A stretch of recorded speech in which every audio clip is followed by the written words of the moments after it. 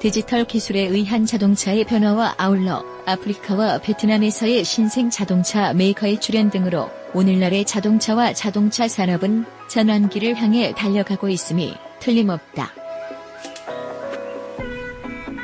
이제 4차 산업혁명이라는 말은 너무나 많이 들어서 일상적이다.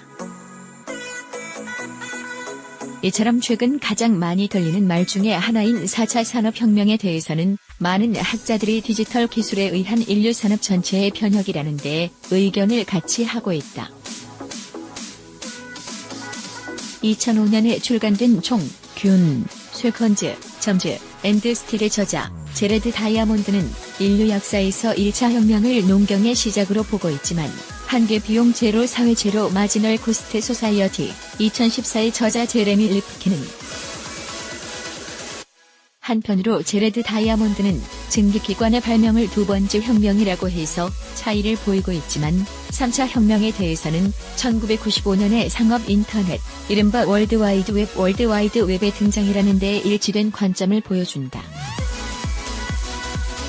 한편으로 4차 산업혁명에 대해서는 딱 들어맞는 통일된 견해는 찾기 어렵지만 대체로 디지털 정보기술의 영향력이 크게 증대된 2016년 전후로 보는 견해가 대부분이다. 그런데 이들이 제시한 인류 역사에서의 혁명 중에서 앞에 세 번은 모두 제조업, 즉 식량이나 물건을 만드는 방법에서의 변화에 그 핵심이 있었다. 그러나 4차 혁명은 제조에 국한된 것이 아니라 정보라는 것, 즉 보다 포괄적인 산업의 역동적 기술 요인에 초점이 있다. 이와 같은 기술 패러다임 변화의 한가운데에 바로 오늘날의 자동차와 자동차 산업이 자리잡고 있는 것이다. 실제로 자동차 산업은 매 시기마다 다양한 사회적 혹은 산업적 요인들에 의해 변화되어 왔으며 그러한 변화가 자동차라는 모습으로 우리들 앞에 나타났던 것이다. 그 변화들 중 오늘날의 4차 산업혁명에 의한 변화는 전통적 모습의 수송기계로서의 자동차를 전혀 다르게 바꾸고 있는 것이다. 바로 최근의 화두마즈 모빌리티 애저 A 서비스와 페이지 트랜스포테이션 애저 A 서비스로 대표되는 자동차의 범위와 제품의 성격 변화가 그것이다.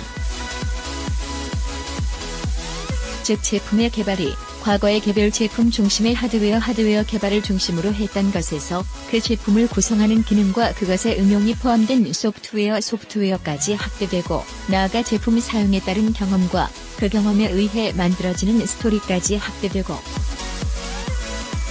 이에 따라 디자이너들의 디자인 대상 역시 20세기 전반에는 제품 본체에만 국한되었던 것에서 이제는 토털 서비스의 개념으로 확대되고 있다. 제품의 개발과 관련된 기술은 대체로 하드웨어 첫 기술과 소프트웨어 첫 기술로 나눌 수 있다. 20세기까지 자동차 산업에서는 하드웨어적 기술 분야에서 강점을 가진 메이커들이 시장을 이끌어왔고 또한 우위를 점했다. 그러나 21세기에 새로이 생겨난 전기동력 차량의 제조사들 대부분은 전통적 하드웨어적 기술의 강점을 가지지 않았음에도 자동차 산업에서의 영향력을 만들어 나가고 있다.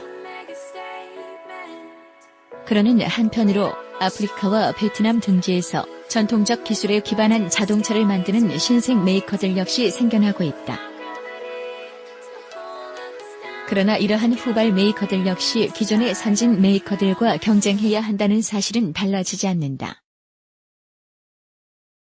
기존 메이커들과의 경쟁 방법 중 하나는 소프트웨어적 기술에서 시각적인 부분이 가장 높은 비중을 가진 디자인 차별화가 영향력을 가진다.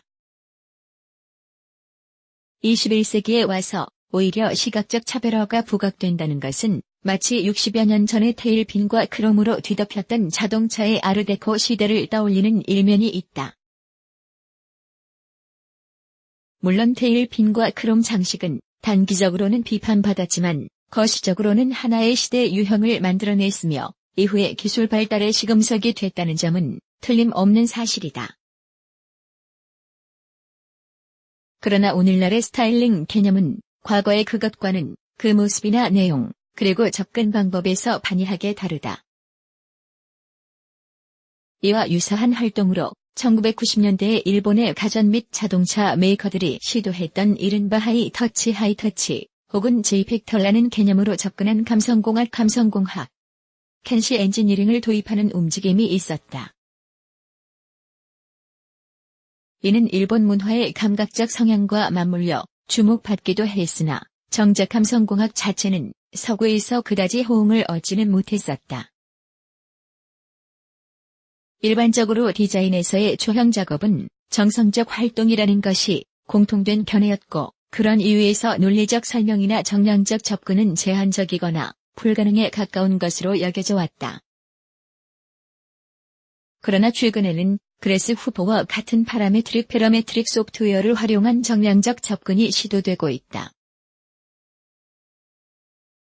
향후에 보다 다양화된 디지털 기술과 새로운 개념의 차량 등장으로 기존의 선진 메이커와 발전이 진행된 패스트 팔로워, 그리고 신생 메이커들 간의 차별화 경쟁은 더욱 더 치열해질 것이다.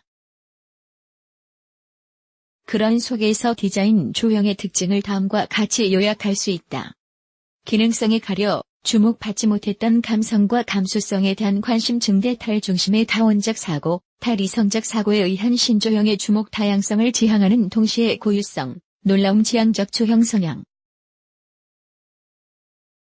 물론 이 말은 실용성이 중요하지 않다는 것이 아니라 실용성이 충족된 것을 전제로 한 상태에서 감성적 가치의 차별성을 얼마나 둘 것인가가 차별화의 요인의 하나로 작용하게 될 것이라는 의미이다.